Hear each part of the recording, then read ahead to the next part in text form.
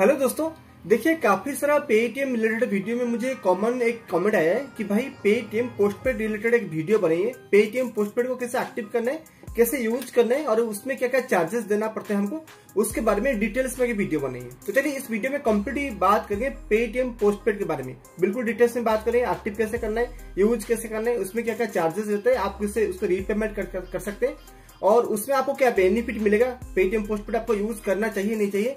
Complete इस process के बारे में इस वीडियो में बात करने वाले हैं। अगर आप पेटीएम पोस्टपेड के बारे में पूरा डिटेल्स में जानना चाहते हैं तो वीडियो कंप्लीट देखिए, बिना स्किप किए। वीडियो अच्छा तो वीडियो लाइक, चैनल सब्सक्राइब करिए और नोटिफिकेशन बेल को जरूर क्लिक करिए। तो चलिए बात करें पेटीएम पोस्टपेड का यूज कैसे करना है। देखिए पेटीएम जो पोस्टपेड है उसको आप यूज कैसे कर सकते हैं। जैसे कि आप पेटीएम का कोई भी सर्विस, जैसे मोबाइल रिचार्ज हो गया, डीटीएच रिचार्ज हो गया, कोई भी बिल पेमेंट हो गया, कोई भी क्रेडिट कार्ड का बिल पेमेंट हो गया, तो कहीं पे भी आप अपना पेटीएम पोस्टपेड को अमाउंट को यूज कर सकते हैं। कोई बात नहीं, जो भी पेटीएम का सर्विस है वो सारे सर्विस में आप अपना पेटीएम पोस्टपेड का अमाउंट को यूज कर सकते हैं। ऐसे कि आप अपना पेटीएम पोस्टपेड को बैंक अकाउंट में ट्रांसफर भी कर सकते हैं। कैसे कर सकते हैं इसके बारे में हम बाद में बात करेंगे। तो चलिए आप ये समझ लीजिए कि पेटीएम के पोस्टपेड को कैसे कैसे यूज किया जाता है। अभी ये बात करते हैं कि पेटीएम पोस्टपेड को हम एक्टिव कैसे करें और उसमें क्या क्या चार्जेस रहता है।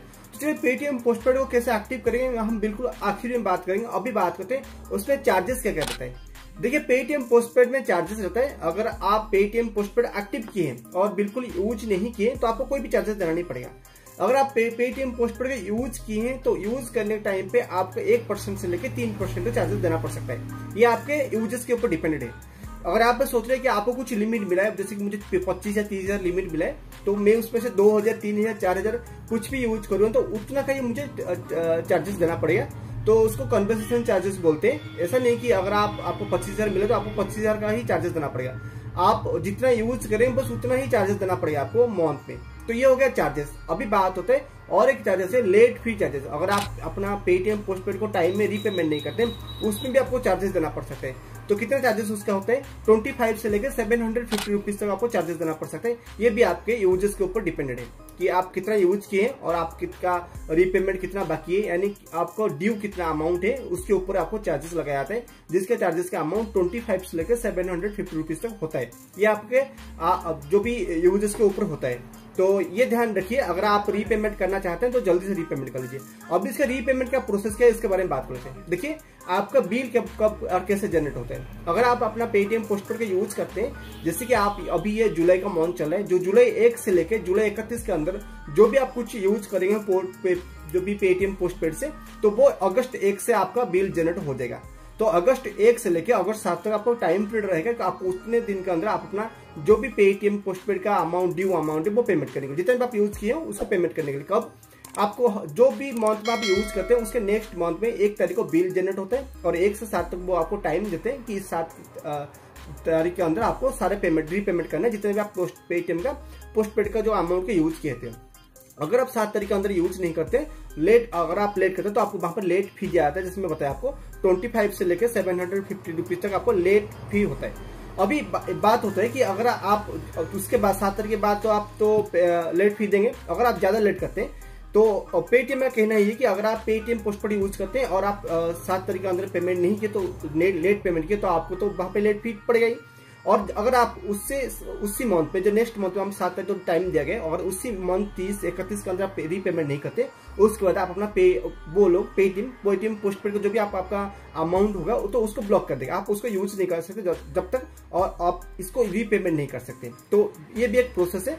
तो अगर आपको पेटीएम पोस्टपेड का कुछ भी अमाउंट को यूज कर रहे हैं तो उसको रीपेमेंट टाइम पे कर लीजिए। आपको ना कोई लेट फी चार्जेस देना पड़ेगा, ना आपको पेटीएम पोस्टपेड को आप वो ब्लॉक करेंगे। अभी तो ये हो गया कि पेटीएम पोस्टपेड का रीपेमेंट कैसे करना है और क्या क्या चार्जेस होता है। अभी बात होती है पेटीएम पोस्टपेड जो भी अमाउंट आपको मिलता है वो आपके बैंक अकाउंट में ट्रांसफर कर सकते हैं। जी हम बिल्कुल बैंक अकाउंट में ट्रांसफर कर सकते हैं। तो बैंक अकाउंट ट्रांसफर करने का जो सबसे सिंपल प्रोसेस यही होता है कि अगर किसी के पास पेटीएम बिजनेस क्यूआर कोड होगा या आपका पेटीएम पोस्टपेड एक्टिव हुआ है और आपके पास पेटीएम बिजनेस क्यूआर कोड है, तो आप अपना पेटीएम बिजनेस क्यूआर कोड को स्कैन करके पेटीएम पोस्टपेड का अमाउंट को ट्रांसफर कर सकते हैं। तो मगर ये ध्यान रखिए, अगर आप बार बार एक मर्चेंट का क्यूआर कोड को स्कैन करके आप अपना बैंक अकाउंट में ट्रांसफर करें तो इस कंडीशन में पेटीएम आपका पेटीएम पोस्टपेड को ब्लॉक कर देगा। तो पेटीएम वो भी अगर आप यूज करें बैंक अकाउंट में ट्रांसफर कर रहे हैं तो आप अलग अलग मर्चेंट का क्यूआर कोड को स्कैन करके थोड़ा थोड़ा अमाउंट को बैंक अकाउंट में ट्रांसफर करके यूज कर सकते हैं।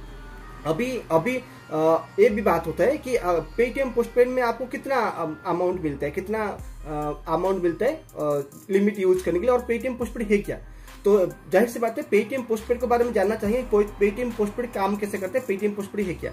देखिए पेटीएम पोस्टपेड जैसे कि आपको पता है प्ले लेटर होता है, कोई भी जैसे कि आप ये सोच लीजिए कि Flipkart pay later, Amazon pay later, यानी आपको कुछ अमाउंट दिया था यूज करने के लिए, वो अमाउंट को अभी यूज करेंगे, अगर आपके पास पैसा नहीं है तो नेक्स्ट मंथ पे आपको पेमेंट करना है। तो ये होते हैं पेटीएम पोस्टपेड। अभी ऐसे पेटीएम पोस्टपेड का आपको कितना लिमिट मिलता है, जो लिमिट मिलता है वो आपके क्रेडिट स्कोर के ऊपर डिपेंडेड है कि आपका क्रेडिट स्कोर क्या है। अगर आपका क्रेडिट स्कोर अच्छा हो तो आपको कुछ ज्यादा ही लिमिट मिल जाएगा, अगर आपका क्रेडिट स्कोर कम होगा तो आपको लिमिट भी कम मिलेगा। तो वो पेटीएम पोस्टपेड का जो भी लिमिट होता है वो आपके क्रेडिट स्कोर के ऊपर होता है कि आपको क्रेडिट स्कोर क्या है, कितना है, और आपको कितना लिमिट मिलेगा। तो आपका ये समझ ले कि पेटीएम क्रेडिट पोस्टपेड का क्रेडिट लिमिट कितना मिलता है।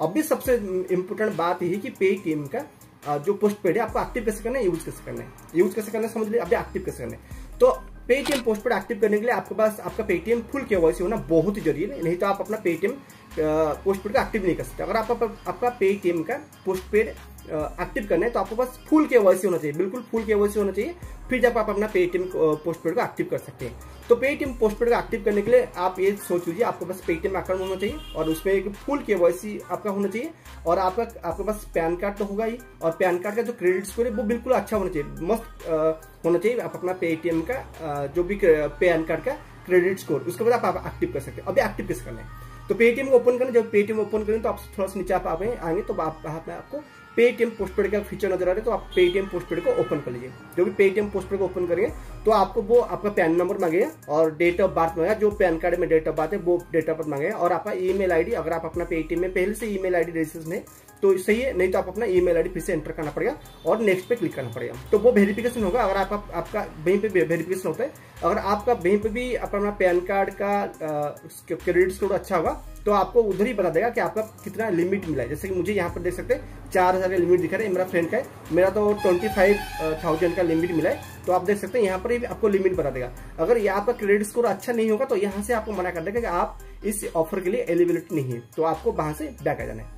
तो चलिए समझ लिए कि आपको एक्टिव करना है तो आप अपना PAN card, date of birth, email ID next पे क्लिक करना है। अगर आपका फुल केवाईसी होगा तो नेक्स्ट स्टेप में आपको कुछ बेसिक डिटेल्स देना है कि आपका एड्रेस वगैरह फिर से एंटर करना है, और आपको सेल्फी खींचना है। सेल्फी किसका खींचना है, जिसके भी नाम पे केवाईसी होगा वही उसका ही सेल्फी खींचना है।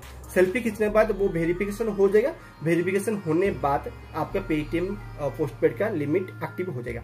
अभी पेटीएम पोस्टपेड का लिमिट कैसे देखें, सेम चीज है, आप अपना पेटीएम पोस्टपेड पे जाकर देख सकते हैं, या आप अपना बैलेंस हिस्ट्री में देख सकते हैं कि आपको पेटीएम पोस्टपेड का कितना अमाउंट मिला है और कितना यूज किए, और वहां पे क्या क्या ऑफर आता है वो भी आप देख सकते हैं। तो कंप्लीट जानकारी था कि पेटीएम पोस्टपेड क्या है, कैसे इसको यूज करना है, कैसे इसको एक्टिव करना है। उम्मीद है वीडियो अच्छा लगा, और वीडियो अच्छा लगा वीडियो लाइक, चैनल सब्सक्राइब करिए, नोटिफिकेशन बेल को जरूर क्लिक करिए।